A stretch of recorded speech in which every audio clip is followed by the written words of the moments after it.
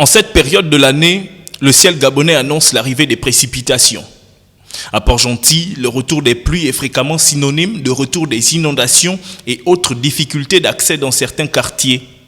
Pour y parer, l'État gabonais, par le biais de la Direction générale du budget, finance un projet de construction de passerelles métalliques disséminées dans les 4e et 2e arrondissements de la ville du Sable, sans doute les plus touchés par les affres des intempéries.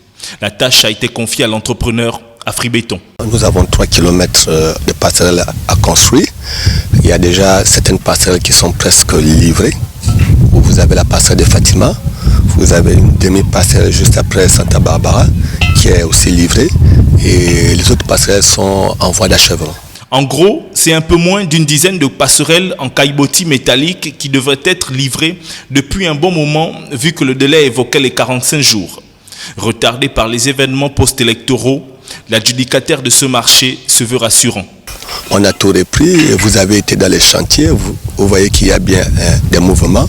Nous nous attelons à ce que tout soit livré dans les délais les plus brefs. Voilà ce qui servait de commodité de communication aux riverains de ces quartiers jusqu'alors enclavés. Avec ces passerelles métalliques, on peut aisément parler d'un problème réglé parmi tant d'autres. Vraiment, nous disons merci. Et nous demandons aussi qu'ils puissent continuer à faire, par exemple, pour le problème des câbles. Nous demandons les poteaux.